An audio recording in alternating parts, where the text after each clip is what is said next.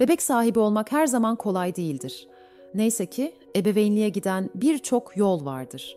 Tüp bebek yöntemi yani İF, döllenme mucizesini bir laboratuvara taşır. Bu yöntem 1978'deki ilk başarılı döllenme işleminden bu yana yaklaşık 10 milyon bebeğin doğmasına olanak sağlamıştır. Peki bu süreç nasıl işler? Gelin adım adım daha yakından bakalım.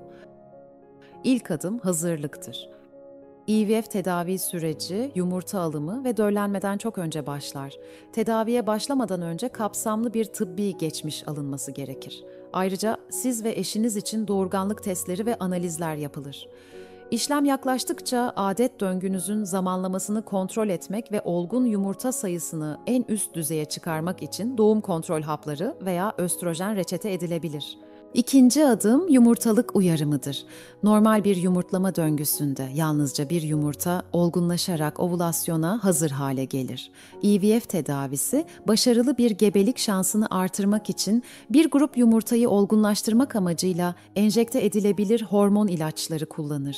İlaçların türü, dozu ve sıklığı en iyi sonuçlar için size özel olarak belirlenir. Bu süreçte yumurtaların gelişimi, olgunlaştıklarını belirlemek için günlük veya birkaç günde bir izlenebilir. Son olarak yumurta alımı planlanan saatten tam 36 saat önce olgunlaşma sürecini tamamlamak için bir tetikleyici iğne yapılır.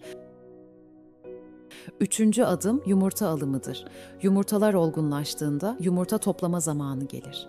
Bu adımda vajinanızdan geçirilen uzun ince bir iğneye bağlı bir emme cihazı kullanılır. Bu cihaz yumurtalık foliküllerini delerek olgun yumurtaları çeker. Alınan yumurtalar özel bir solüsyon içeren bir petri kabına yerleştirilir ve kısa bir süre için bir inkübatörde bekletilir. Bu işlem hafif invaziv olduğu için ilaç ve sedasyon kullanılır. Dördüncü adım döllenmedir.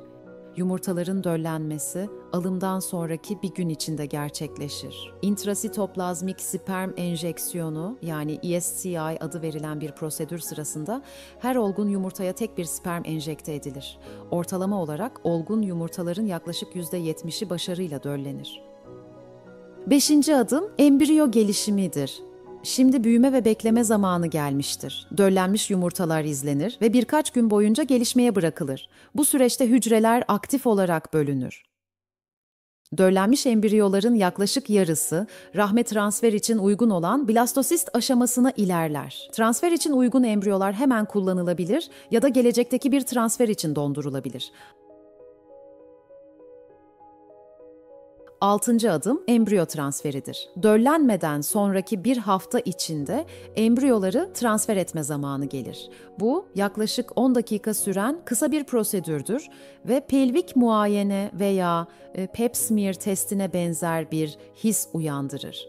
Vajinaya bir spekulum yerleştirilir ve ince bir kateter serviks yoluyla rahme sokulur. Ardından bir veya daha fazla embriyo kateter yoluyla rahme enjekte edilir. Embriyo transferinden sonra hafif şişkinlik ve kramp, yüksek östrojen seviyelerinden dolayı meme hassasiyeti, lekelenme ve kabızlık gibi belirtiler yaşayabilirsiniz.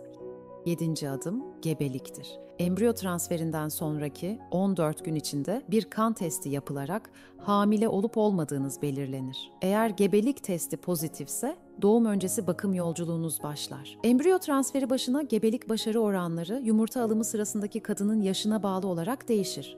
Eğer gebelik testi negatifse ve ilk IVF döngüsünden dondurulmuş başka embriyolarınız varsa başka bir embriyo transferi deneyebilirsiniz. Eğer kalan embriyonuz yoksa IVF'i tekrar deneyebilirsiniz. Tüp bebek tedavisi 40 yılı aşkın süredir başarıyla kullanılmaktadır. Seçenekleriniz hakkında sağlık uzmanınızla açıkça konuşun.